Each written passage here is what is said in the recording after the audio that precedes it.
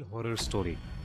आशी अभी अभी कॉलेज के लिए उत्तराखंड छोड़कर दिल्ली एक नए फ्लैट में रहने के लिए आई थी। उसे अपने कॉलेज से कुछ आधा घंटा दूर एक फ्लैट मिला। अगले 2 दिन आशी और उसके मम्मी पापा जो उसे छोड़ने आए थे उसका घर सेटअप करने लगे।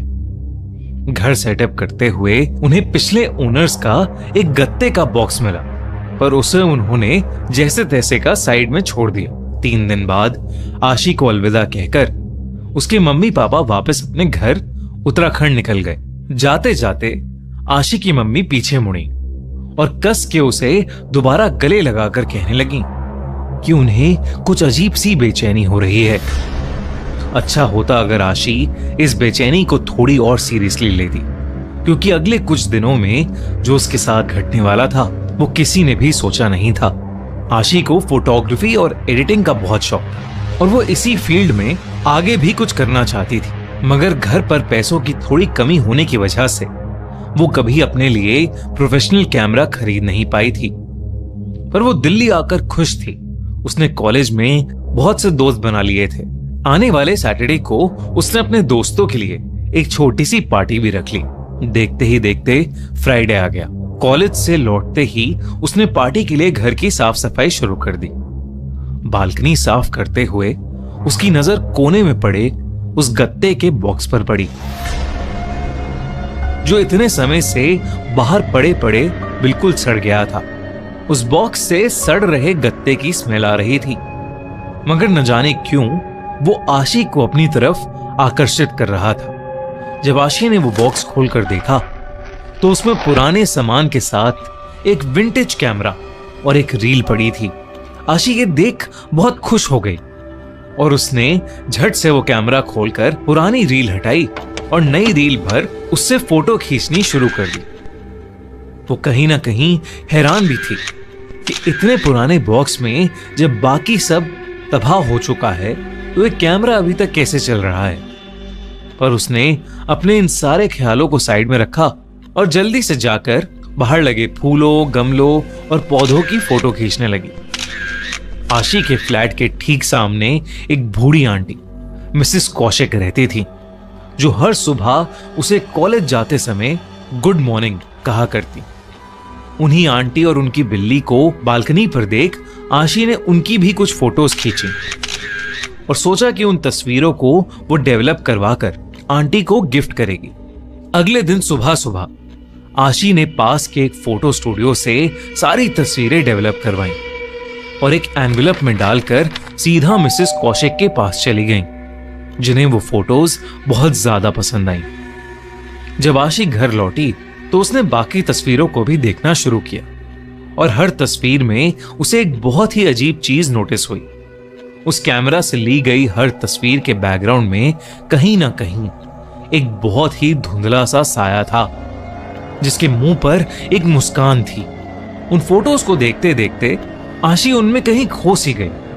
उसे ऐसा लगने लगा कि जैसे उस साये की मुस्कान धीरे धीरे हर तस्वीर में बढ़ती जा रही है और हर दूसरी तस्वीर में वो कैमरा के करीब आता जा रहा है। तभी अचानक आशी के घर की घंटी बजी। जब आशी ने दरवाजा खोला तो वहां उसके दोस्त खड़े थे। सैटरडे आ चुका था और उसके दोस्त हाउस पार्टी के लिए पहुंच गए थे, पर आशी को अपनी तबीयत थोड़ी खराब लग रही थी, इसलिए उसने पार्टी कैंसिल कर दी और अपने फ्रेंड्स को वापस भेज दिया। जब वो अपने कमरे में वापस आई तो उसका ध्यान फिर से उस कैमरे पर गया। आशी ने इस बार उस कैमरे से खुद की शीशे में थोड़ी तस्वीरें खींची। तभी अचानक उस शीशे पर एक क्रैक बनने लगा। ये देखकर आशी के हाथ से वो कैमरा छूट गया। आशी जैसे ही पीछे मुड़ी उसे खुद की रिफ्लेक्शन शीशे में दिख रही थी, मगर उस रिफ्लेक्शन में उसके हाथ में कैमरा अभी भी था और उसके मुंह पर वैसी ही भयानक स्माइल थी, जिसे देखकर वो बहुत जोर से चिल्लाई और वहां रखी चेयर से टकराकर नीचे गिर गई। जब वो उठी तो वो शीशा बिल्कुल नॉर्मल था, बस उस पर एक क्रैक था। उसे लगा ये सब उसका वहम है, इसलिए वो चुपचाप जाकर सो गई। 2 दिन बाद आशी की पढ़ते पढ़ते अपने लिविंग रूम में ही दोपहर में आंख लग गई। और रात को उसकी नींद 3 बजे खुली। आशी ने अपनी किताबें समेटी और अपने कमरे की ओर जाने लगी, मगर ड्राइंग रूम की खिड़की से उसने अपने सामने जो देखा, उसे देखकर आशी के होश उड़ गए। मिसेस कौशिक अपनी बालकनी पर खड़ी थी, लेकिन उनके चेहरे पर एक बहुत बड़ी मुस्कान थी, बिल्कुल वैसी ही जैसे उसकी बाकी तस्वीरों में थी। आशी वहीं जम गई, जैसे वो अपना पूरा जोर लगा रही हो, मगर वो वहां से हिल ही नहीं पा रही थी। देखते ही देखते मिसेस कौशिक के पीछे से एक हाथ निकला, जिसमें एक कांच का टुकड़ा था, और उस हाथ ने उनके गले पर जानलेवा हमला कर दिया। आशी चिल्लाना चाहती थी, मगर उसके मुंह से कोई आवाज ही नहीं निकल पाई। डर के मारे उसने अपनी आंखें कसकर बंद कर लीं, और जब खोली तो वो अपने बिस्तर पर लेटी हुई थी, और बिस्तर पर मिसेस कौशिक की बिल्ली घूम रही थी। इसे सपना समझकर आशी दोबारा सो गई। आशी सीधा अगली रात 9 बजे अपने दोस्त के कॉल से उठी, और उसने उस बिल्ली को वहीं कमरे के कोने में बैठा हुआ देखा। वो बिल्ली गौर से एकटक बस उस कैमरे को देखी जा रही थी, पर आशी की आंखें खुली की खुली रह गईं जब उसने अपने बिस्तर पर उस बिल्ली के पंजे से लगे हर तरफ खून के निशान देखे। आशी ने भागकर वापस अपनी खिड़की पर जाकर देखा तो मिसेस कौशिक वहीं थी, जहां उसने कल रात उन्हें खड़ा देखा था, और उनके हाथ में वो कांच का टुकड़ा था। उनके बगल में उनकी बिल्ली एक खून के तालाब में बैठी अपने पैर चाट रही थी। आसपास के फूल मुरझा गए थे और गमलों में सारे पौधे भी मर गए थे। आशी दौड़कर अपने कमरे में गई तो वहां से बिल्ली गायब हो चुकी थी, मगर वो खून के निशान अभी तक उस कमरे में चारों ओर फैले हुए थे। आशी को कुछ समझ नहीं आ रहा था, बस उसने जल्दी से जाकर उस कैमरे को अपने डस्टबिन में फेंक दिया। तब उसकी आंखें बॉक्स में पड़ी पुरानी वाली रील पर पड़ी। जब उसने उसे गौर से देखा तो उसे रियलाइज हुआ कि वो पुरानी रील वही मिसेस कौशिक, वही पौधे और फूलों की थी जो बस 3 दिन पहले खींची थी, मगर इस बार वो साया बिल्कुल साफ साफ दिखाई दे रहा था। हर तस्वीर में आशी ही खुद पीछे खड़ी हुई थी और उसके चेहरे पर वही भयानक स्माइल थी। आशी को लगा कि वो पागल होती जा रही है, और जैसे ही उसने आगे की तस्वीरें देखी, उसका पूरा शरीर सुन्न हो गया। आगे की तस्वीरें आशी की ही थीं, कई उसके बचपन की, कई उसके स्कूल की, और हर तस्वीर में वो साया आशी के बिल्कुल पीछे खड़ा था, उसे अपनी डरावनी मुस्कान के साथ देखता हुआ।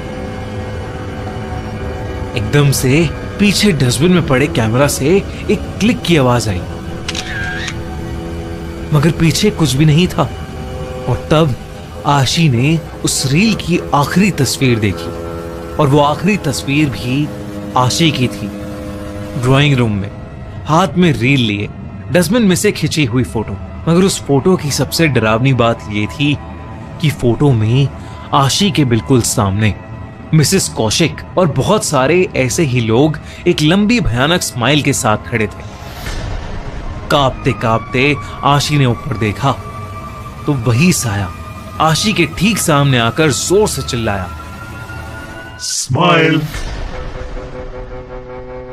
उस रात के बाद से आशी कॉलेज नहीं आई, ना ही वो किसी का फोन उठा रही थी। चिंता में अगले ही दिन उसके दोस्त फ्लैट के एजेंट के साथ अंदर घुस गए, मगर वहां कोई नहीं था, बस ढेर सारा सामान, और सामान के बिल्कुल बीच एक विंटेज कैमरा और एक रील, जो आशी के मम्मी पापा आशी के सामान के साथ अपने साथ ले गए। कई महीनों तक आशी का कुछ पता नहीं चला, लेकिन एक दिन आशी के छोटे भाई ने वो कैमरा उठाया और उसने भी अपने घर के बाहर पेड़ की फोटो खींची, जो 3 दिन बाद पूरी तरह से सड़ गया।